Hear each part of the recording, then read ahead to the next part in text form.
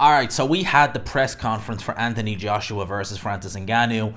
We obviously know this is happening on a Friday. It's different. It's Friday, March the 8th in Saudi Arabia. Look, it's an intriguing fight. I make Joshua favourite. The press conference, I wasn't expecting much from it, truth be told. I kind of expected it would be a very... Both guys are respectful, and there was not really going to be any trash talking between both guys, so...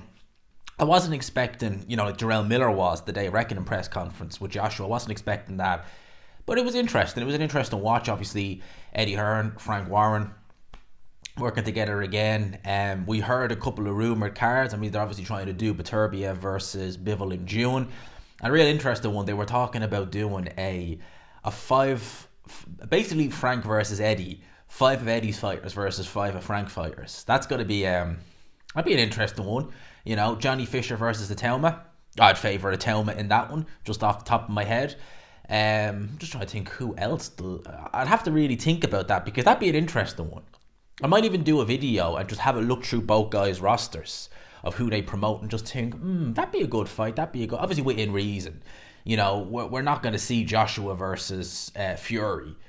Something like that. I wouldn't imagine, not going to happen, but we wouldn't see Joshua Dubois or something like that. But I might even do that for a separate video. Just have a glimpse and have a look and see what we might get. But I want to talk as well about the undercard that's been announced. So, they announced the undercard for this fight. It's not, don't get me wrong, it's not a bad card. Certainly not. It's a very good card, actually. But I was kind of hoping, we were hearing the names of Hrgovic, we're hearing Deontay Wilder, neither of which are on this card, by the way.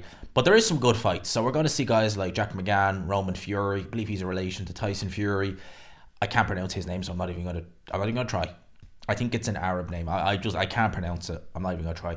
Justice Hooney is on the card, the Australian heavyweight contender. So that's good. He's an interesting watch. We'll keep an eye on him. Mark Chamberlain versus Gavin Gwynn. That's a good fight. That's a good domestic dust-up. That's going to be an interesting watch. The 2 fights above that. Now, these are the fights that I really, really am intrigued on. So, I seen a boxing scene article where Nikki Ball was saying his target for this year is world titles. And I believe, correct me if I'm wrong, but when he got the win over Isaac Dogbe on that Magnificent 7 show back in November in Manchester, it put him in line or potentially even made him mandatory for the WBC, which is currently held by Ray Vargas. And that's who Nikki Ball is going to be fighting, Ray Vargas. Now, that's going to be an interesting fight because Vargas has operated at world level now for a while. I believe he lost his last fight, if I'm not mistaken, but I think that was at a different weight. I'm just going to double check there, but I'm pretty sure he did. He lost his last fight against Oshak Foster, but I believe that was the weight division above, and before that he got a win over Mark McSayo. That was his last fight. That was nearly 2 years ago, back in July of 2022. So that's going to be interesting. He's in there against Nikki Ball. That's for the WBC World Featherweight title. So coming back down in weight, following on from a loss that he had last year, that's going to be interesting. He'll be out of the ring for over a year. Nikki Ball obviously only fought in November. As many of you will know, I'm a big fan of Nikki Ball. In fact, on BoxRec, which is weird that it's listed on BoxRec because certainly when I was looking last week, the Fury Usyk card wasn't on it, but maybe it is now. But when I look at it here, that's top of the list. So they see that as a very competitive fight. And it is. It's a very good fight. I don't know. I'm honest. I don't know. UK against Mexico in boxing has not been going too well. It's not been going too well, but maybe Nikki Ball can break that mold. Obviously, I remember one of the first times I seen Ray Vargas, he fought Gavin McDonald. I think that was in Birmingham many years ago now, in 2017, I think it was. And he won that fight handily. Nikki Ball is better than he ever was. So I'm low-key hoping Nikki Ball does it, but I don't know. I wouldn't be holding my breath for that one. But it's a good fight nonetheless. It's a very good fight. And then we have the co-main, which honestly, like this right here, this is a hell of a co-main. Joseph Parker, coming off the back of a win over Deontay Wilder, is now going to fight Zilli Zang for the interim WBO World Heavyweight Championship. That will put them in line to fight the winner of Fury Usyk, or if they happen to vacate, will elevate them to full champion. Joe Parker versus Zilli Zang. Wow. You know, Parker going from Wilder to Zhang. I mean, he is not taking a backward step. And Zilli Zhang, you know, I mean, Joseph Parker, caught off the back of that Wilder win, it would be easy for him to sit on this mandatory. But no, he's obviously going to get well paid for it. But a very, very good fight. Zilli Zhang is not the quickest heavyweight in the world. And Joe Parker, he was looking good against Wilder. Some would even argue that was a career best performance. And this to me, is indicative to how styles make fights. Because I would not rule out Joseph Parker beating Zilli Zhang. I wouldn't rule it out. I would not rule it out in the slightest. He's going to be careful because just like Deontay Wilder, Zilli Zhang is a tremendous puncher, but he won't let himself get outboxed for 12 rounds. He's going to let those shots go. He's going to want to be careful with that. But if Joe Parker goes in there and beats Zilli Zhang, he will have beaten the man who beat him. So Joe Joyce beats Joe Parker. Zilli Zhang beats Joe Joyce twice, knocks him out. And Joe Parker potentially, because I'd make him very, very live in this fight. I'm not really sure. I'm going back and forth as to who I would pick. But Joe Parker winning would not even remotely surprise me.